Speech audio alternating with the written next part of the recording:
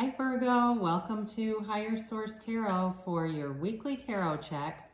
This is for August 9th through the 16th for all Virgo, Sun, Moon, Rising, and Venus. And I thank you all so much for watching readings, liking videos, and certainly subscribing. I really appreciate that.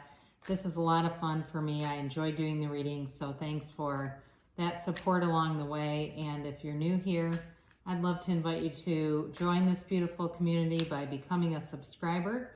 You can tap the bell if you want to be notified when new videos are posted, but I do this reading every Friday. And then typically Mondays, there's a different type of reading. There's a love reading that I do, a monthly, a mid-month. And then later on in August, I'll have a seasonal reading for the months of September through December. So check back for that. All right, let's begin here. What's the guidance for Virgo, please? Sun, Moon, Rising, Venus. What does Virgo need to know? What does Virgo need to know for the highest good of all concerned for Virgo? All right. Okay.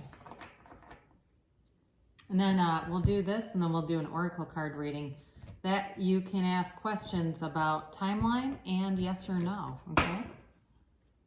So we begin here. You've got the Eight of Wands, the Two of Swords, the Nine of Pentacles, the Two of Cups, the Knight of Wands, the Four of Cups, the Eight of Swords, and the Four of Wands. My gosh, Virgo, what is going on here? You've got an interesting reading, though. I actually do like to do readings like this because it tells a story. And it tells real life, okay? That's what tarot's for. Tarot's your best friend that tells you the truth, and the oracle cards are more like the softer, gentler way, okay? You can get messages, but they're not always quite as clear. But so, you know, you've definitely got a relationship here, but you're caught in the middle of something. There's a restricted energy that shows up here, and you know, it feels like there's some block about moving forward. You're getting communication, and it could be, I mean, it's possible this is with work too. You've got fire here, Aries, Leo, Sag. You've got air, Libra, Gemini, Aquarius. You do have water, Pisces, Cancer, Scorpio, and you've got earth too, Taurus, Virgo, Capricorn. You've got all the elements. No major arcana though. So what I'm going to say with this, you've got a conflict, but it's going to be resolved pretty easily. I don't feel like it's anything upending you. It's just part of life. And so it does feel like you've got love coming in. There's communication here with the Eight of Wands. But these are also the arrows of love in the tarot. So you have a soulmate connection here. But it feels almost like the difficulty is not with them. It's with something else here. So it may be something burdensome with work or distance or some barrier. That's something that's creating a barrier in this. But it does, again, feel like there's going to be a resolution with this. And, you know, the Eight of Wands, even though there's some restricted energy, eights in tarot are always about movement. And so you've got the Eight of Swords, which is totally restricted movement. And then you've got this Eight of Wands, which is really the opposite kind of movement. So it's like this sudden burst of, you know, an exciting time where you're bracing for change, you're getting communication, things are moving along quickly, ideas and people are coming in. It's like this too, especially if you haven't been in communication with somebody, they're going to come in. But it's like this spark between you and another person and just a lot coming towards you. It's a really fun energy. And then you have the Two of Swords that shows up, and that, again, this is like the cousin of the Eight of Swords. You know, it's not wanting to see things as they are. And again, it feels like this may be something else around you. It may be whoever this love interest is. Maybe there's some facet of their life that they're hanging on to that doesn't serve anything, but for some reason they won't get rid of it. I don't know why, though. It just feels more like they're hanging on to something and it's keeping them stuck. It's like this fork in the road, right? There's this, I mentioned before, feeling caught in the middle. You know, there's like a defensiveness with this, right? The bottom arm is fear and the top one is anger. So the top is ready to make a preemptive strike, but it's very unbalanced because they sit on this perch and they could very easily be knocked over by holding these heavy swords in this capacity. So it feels like it feels like it's more something to do with them that needs to be released to move forward.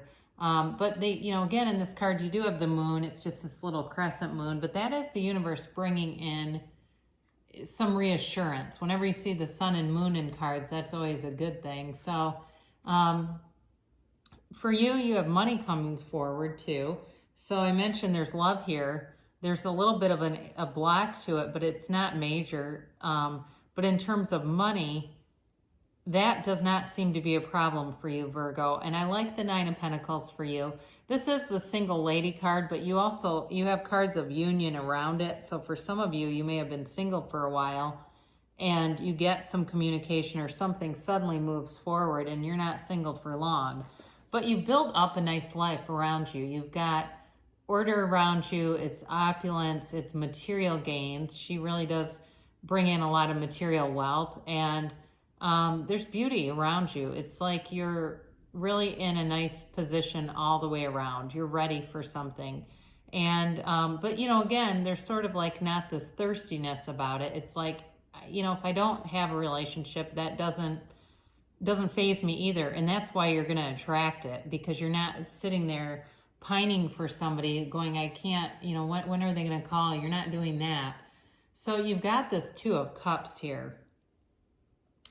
And this Two of Cups is all about a coming together. This can be an unexpected meeting, especially when you've got this, you've got these two together. All of a sudden it's, somebody that had a crush on you in high school is contacting you, or, maybe it was somebody that you worked with and they seem to innocently be messaging you, but there's really a deeper motive there. They've been in love with you for years. It could be something like that, a chance encounter.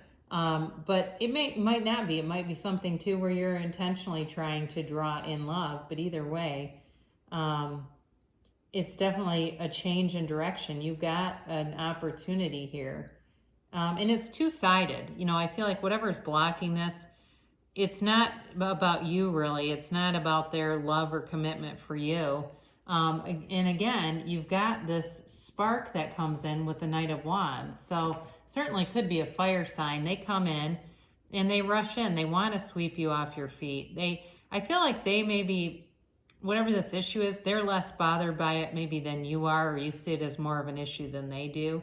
But it's just, they're a fun energy. They're energetic. They don't take life too seriously. They kind of take things in stride, and it can be very charismatic and just it's a fun energy that comes in, but it kind of it rushes in and maybe doesn't always think about all the details. All right, it could be somebody who doesn't think about the big picture. They're more about fun and joy in the moment. So they're very, flirtatious though. I mean, they communicate a lot. You definitely have communication coming in here.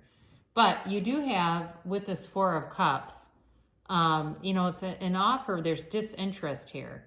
But it's also like boredom too. So even though he doesn't really even want to look at the offers that are coming in, there's some boredom here about it. And so for some of you, you may be kind of, staying in your own power, saying, look, I'm not here for a lot of lip service. This is what works for me. And, and it's not even rigidity as much as they might need a little push. Okay. If there's something that is causing a problem and they're so, they're so unbothered by it, you might have to give them a little bit of a push. Like, look, I like you. I'm interested in you. I do feel a deep connection here, but this other thing is not part of the deal. It's just not part of the mix.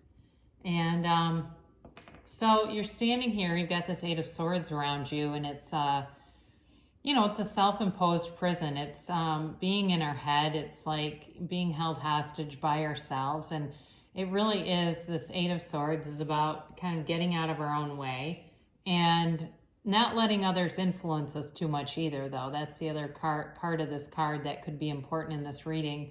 You know, knowing that if you're building a relationship with somebody, the other people are not relevant in the long haul, really. So, you know, you've got here, I mentioned, I mean, you've got, you know, you've got a potential for long-term, really a long-term deep love affair with somebody here with this Four of Wands and the Two of Cups here. So whatever it is that you need to work through, I guess I would just say be easy about it. You know, it's not the end of the world. It's just something that probably needs to be addressed to, you know, go forward. And this does show you going forward. You know, it's about manifestations in the 3D world. You're doing that, but you're also being liberated from something. So I feel like whatever this minor thing is, you move away from it. It's moving away from a walled-in city out into this beautiful, you know, out in this beautiful open space. And it's celebration. It's, you know, there's a commitment coming. So look out for that. So, and it comes in fast. So you could really be swept off your feet here, Virgo. And why not, right? Instead of why me, we ask, why not me? So we're going to shuffle these just a little bit so you know that they're not organized in any particular fashion. But would I really do that? Because what fun would that be? That's half of the excitement, is not knowing what's going to happen. Okay, especially with these. These are the timelines. So what does Virgo need to know for a timeline? And how about a yes or no? And again, this is, you know, these are here. Not quite, they're not all yes and no. There's some other offerings there.